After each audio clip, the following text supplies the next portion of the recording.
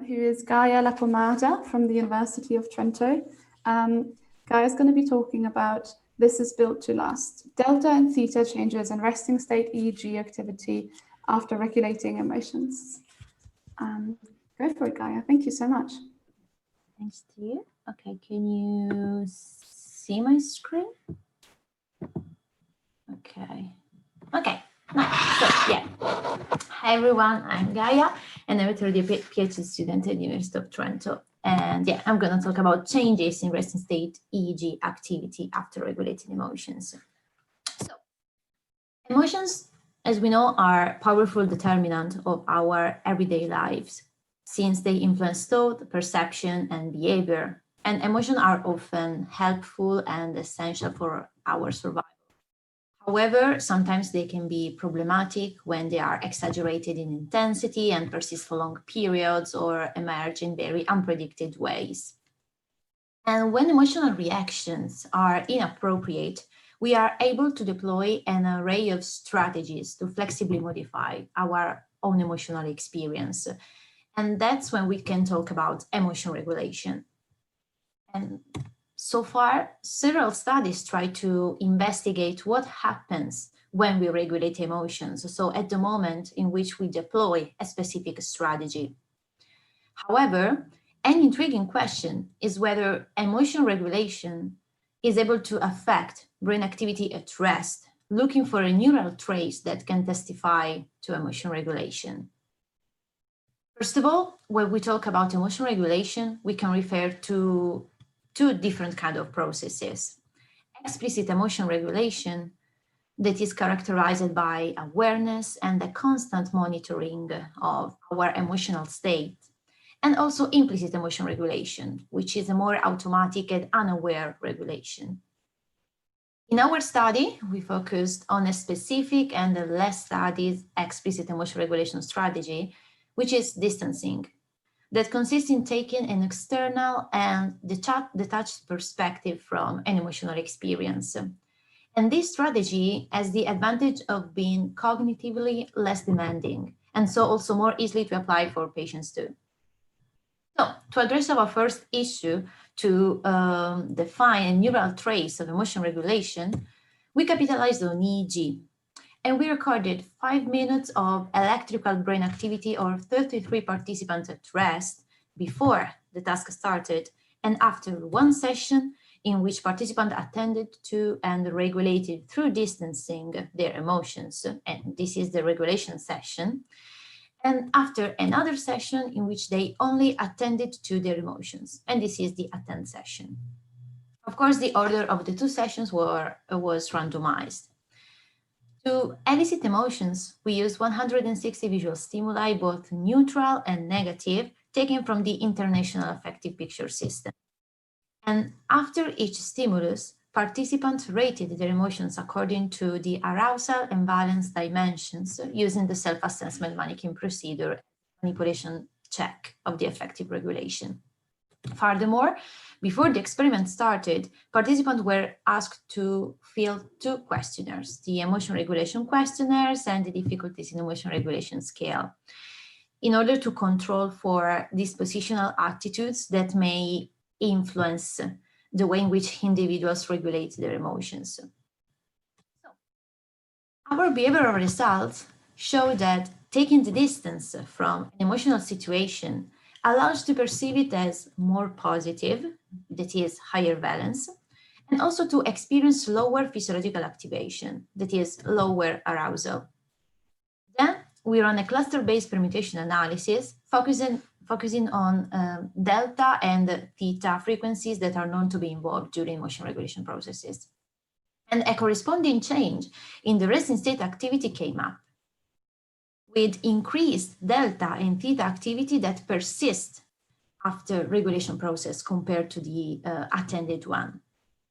Then, as I already said, to assess whether individual tendencies to regulate emotions in daily life and possible emotional difficulties were associated with regulation session, we conducted also a correlation analysis between emotion regulation questionnaire and difficulties in emotion regulation scale, and also our neurophysiological results. that is the signal in different frequency bands after the cluster-based permutation analysis.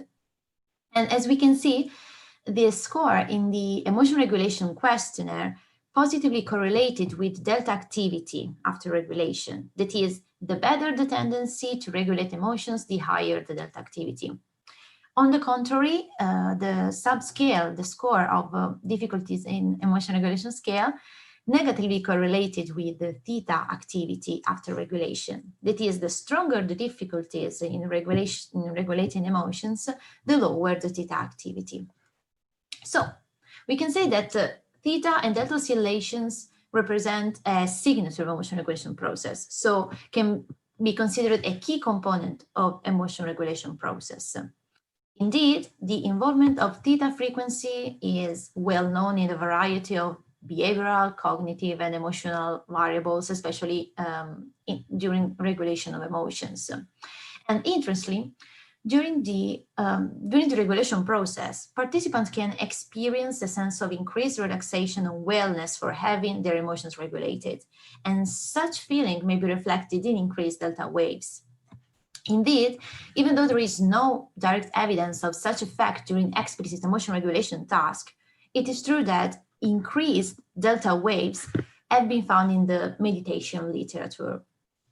And this increased activity in delta waves may correspond to the inhibition of prefrontal cortex that will lead to a reduction of emotional and cognitive engagement that was described by the meditators as a state of distancing and detachment. And then we can also think about the practical relevance of these findings, considering the psychotherapy practice.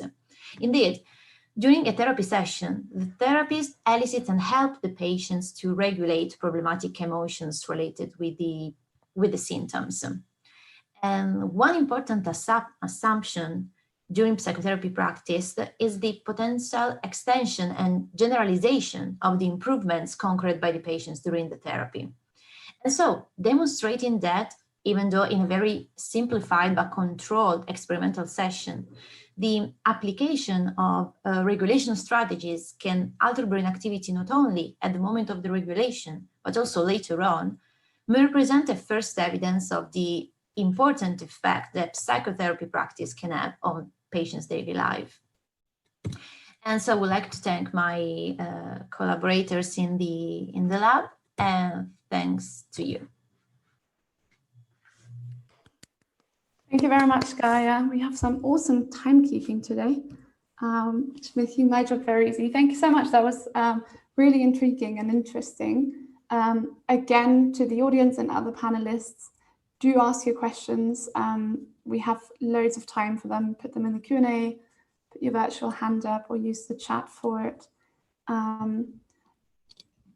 Gaia, I'm not an expert on EEG, but I'm still recognizing that this is some really interesting work, and I'm wondering where you see this going in the future and what you're kind of doing next in kind of following this kind of line of research.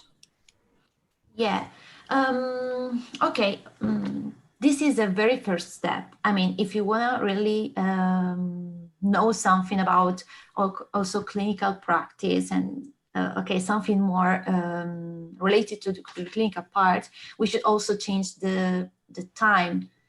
I mean, we should try to do a longitudinal study, so several sessions in order to simulate a real psychotherapy sessions too, and see if the effect can last longer. So not only for those 5 minutes, but also a bit longer. So this can be also a first step. We were also think to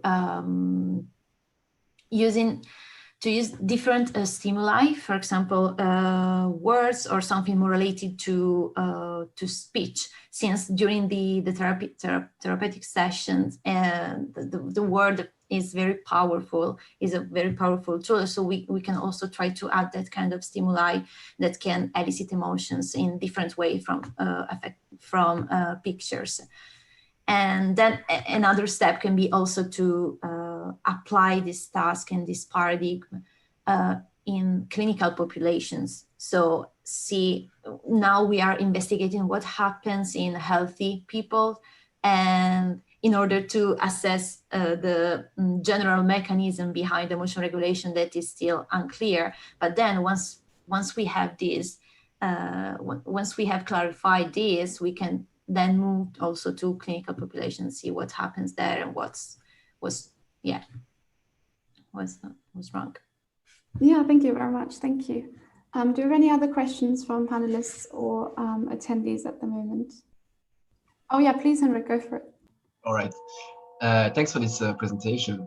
I was wondering, do you need both the theta and the delta to do the emotional regulation, or they like the one goes after the other? Like maybe you need first a cognitive control, and as a result, then you have this relaxing thing, or are they actually two different strategies? So they kind of different. You don't need both of them. They're like two different ways.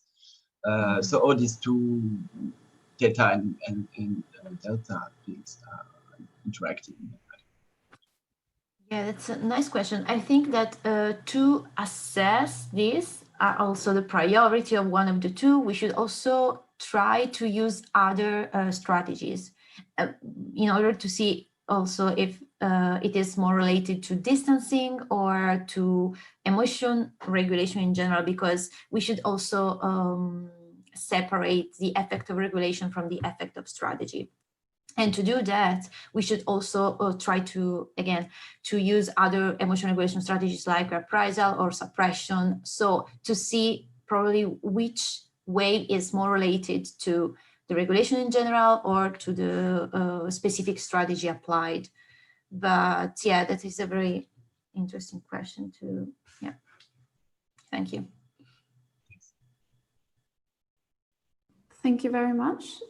We do still have some time if there were more questions. Otherwise, we can move on as well. No. All right. Thank you very much then. Gaia, again, well done. Our last speaker for this session.